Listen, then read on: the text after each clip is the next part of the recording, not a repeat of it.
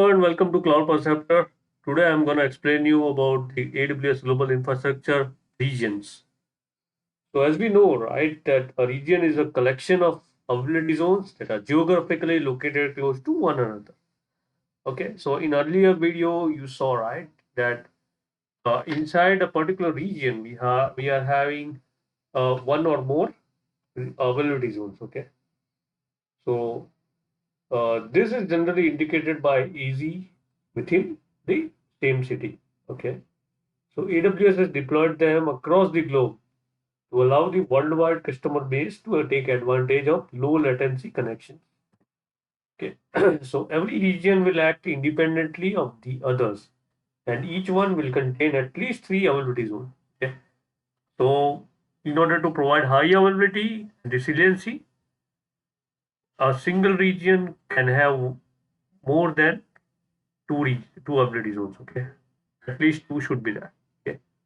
So as you can see over here, right, that an AWS region is a cluster of data centers in specific geographical area, such as the Northeastern United States or Western Europe. It is best practice to choose the right region that is geographically close to users. This reduces the latency because data reaches the users more quickly.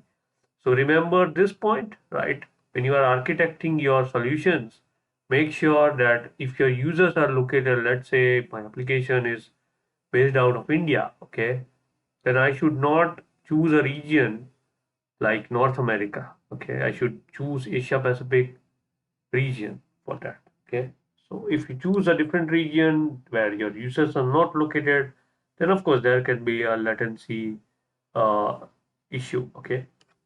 So the AWS region includes multiple availability zones. However, each AZ is restricted to specific AWS region.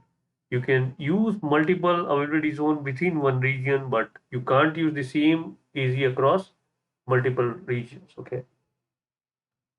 So each availability zone is binded to a particular region. Okay. So having global regions also allows for compliance and regulation, laws, and governance related to data storage at the rest and in transit. For example, you may be required to keep all data within a specific location, such as Europe having multiple regions. Within this location allows an organization to meet this requirement. Okay. So another point of choosing the right region is compliance. Similarly to utilizing multiple availability zones within a region creates a level of high availability. The same can be applied to utilizing multiple regions.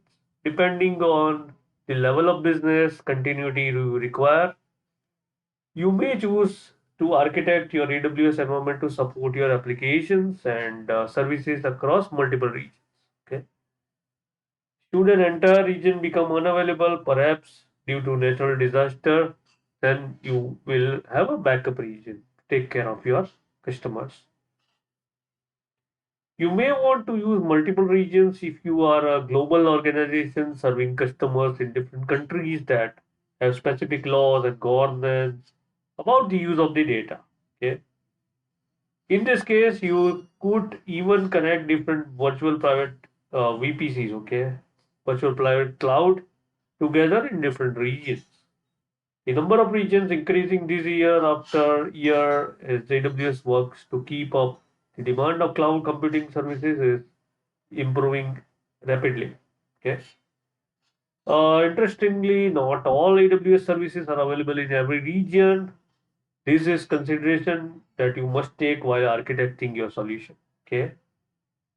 So some regions are classified as global services such as AWS IAM. Okay. IAM, CloudFront, and which means that these services are not tied to a specific region.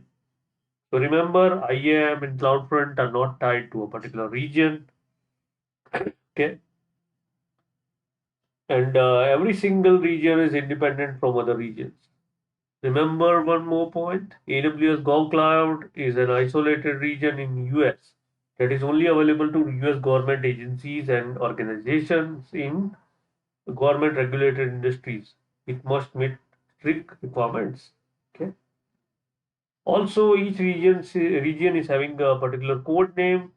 Okay. So let's say US East. Okay. And the availability zone can be named as US East 1, US East 2, something like this. Okay. So that's how it works. So I'll walk you through to the AWS website for global cloud infrastructure. So here we go. Here is the AWS website for AWS global infrastructure. It shows that there are 31 launch regions, each with multiple availability zones. Okay.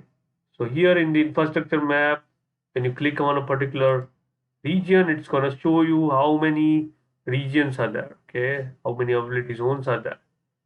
So here, Hong Kong region, we have three availability zone, Melbourne and three, Mumbai has three, something like this. Okay. So these are the kind of the information you will be able to get from this website. There are a lot of information is there. So here in the Asia Pacific and China region, you can see the availability zones over here. There is a lot more information available over here, like benefits you will be able to get. So explore this website. I will put a link in the comment section. Okay. So that's it for this session. Thanks for watching this video, guys. Do like and subscribe my channel. Thanks again.